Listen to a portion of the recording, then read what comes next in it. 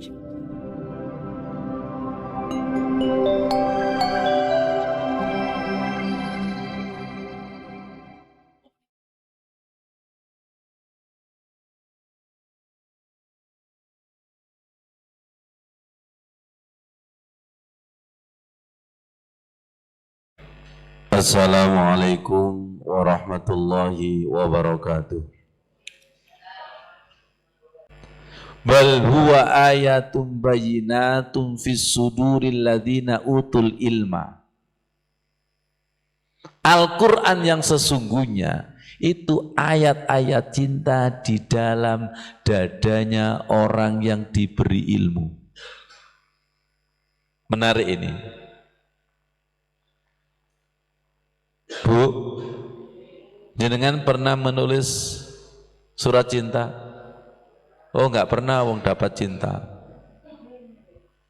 Wa ma yajhadu bi ayatina illa zalimun, dan tidaklah mengingkari ayat-ayat Allah kecuali orang zalim.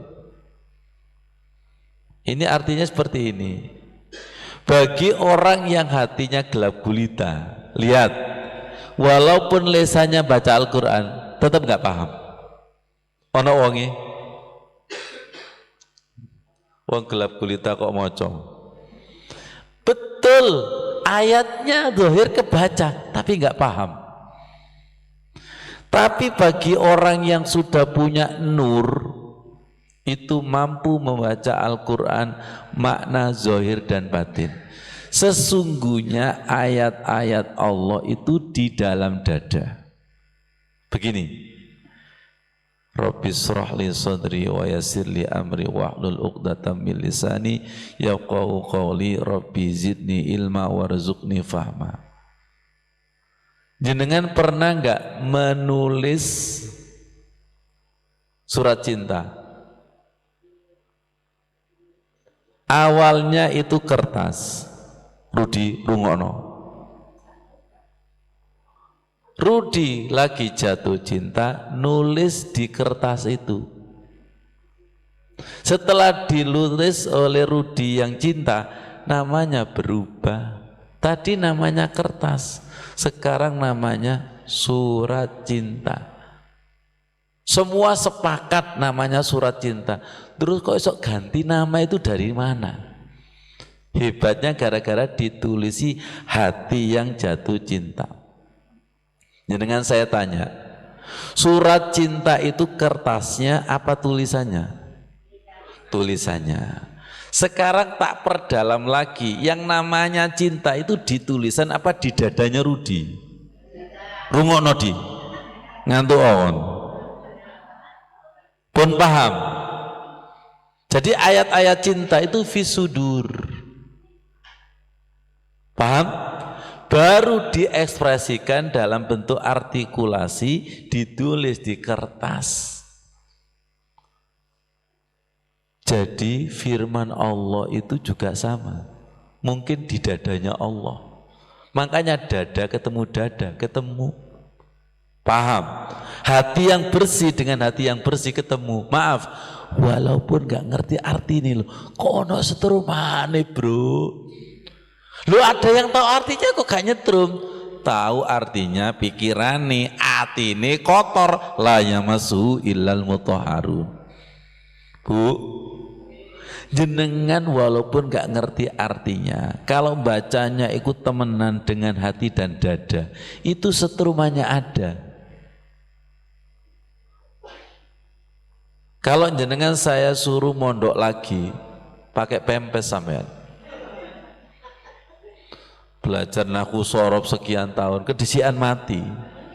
Wis tempuh jalan ekspres, gunakan hati. Gunakan hati, karena Al-Quran itu di hati, gunakan hati. Kalau gitu, hati-hati. Kabel tadi nyambungnya luar apa dalamnya? Dan bahasa cinta, kalau menggunakan hati dan dada, semuanya sama. Tapi kalau menggunakan artikulasi, seperti Bu Aida jatuh cinta pakai bahasa Madura, itu kucing vertigo. Gak paham.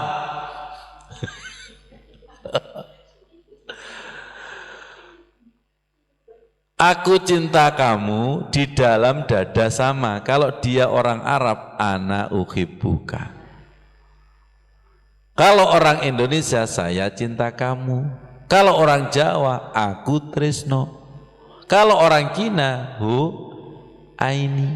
Kalau orang Inggris, I love you.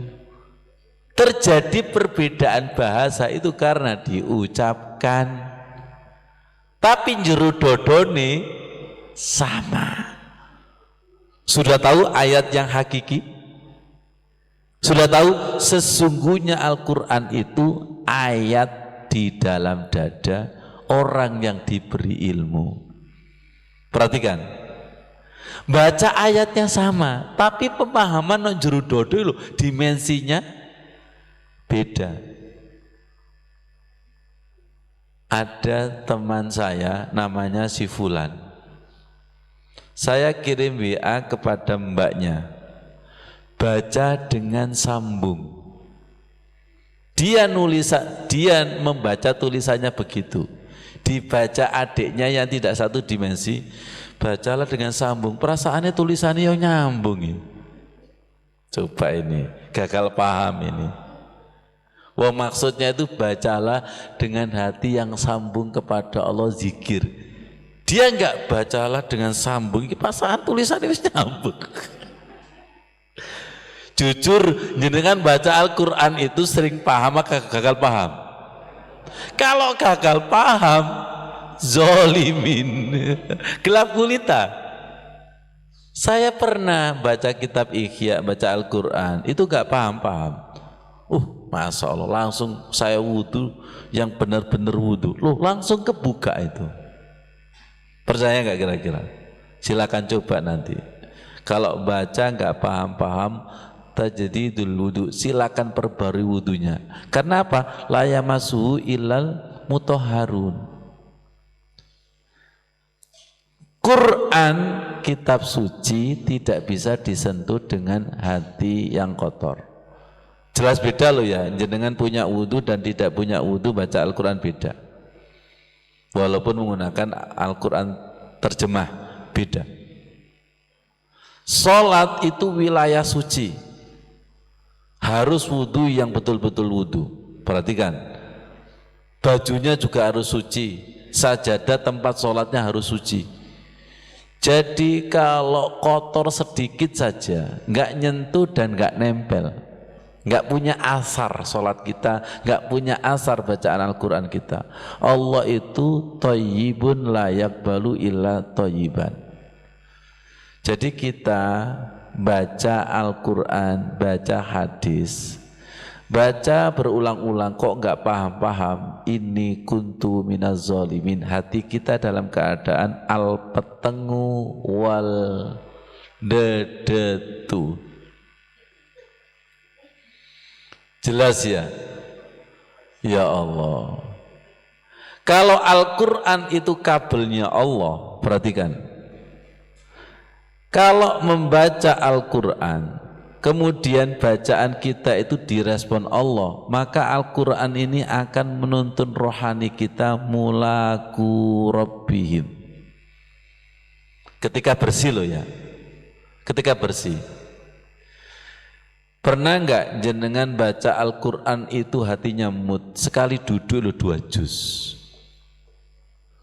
diulangi lagi enggak bisa, tiba-tiba enggak mood, ge'a'uzu lo angope ping 7. Kemarin itu 1 juz itu enak, bolak-balik 1 juz dihitung kurang piro kira, masuk suwe ini. Itu semakin ngitung, sak rai ku suwe no. Orang menghitung itu tandanya nggak nyambung. Kalau nyambung itu nggak sempat menghitung. Jenengan bolak-balik nyanyi menghitung.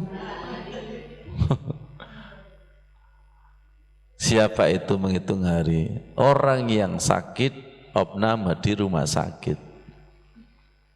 Tiap hari lihat jam, tiap hari lihat jam. Dan ketika dokter visit yang ditanya kapan pulang.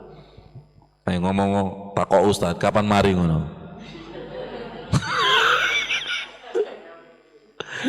Gak nyambung itu.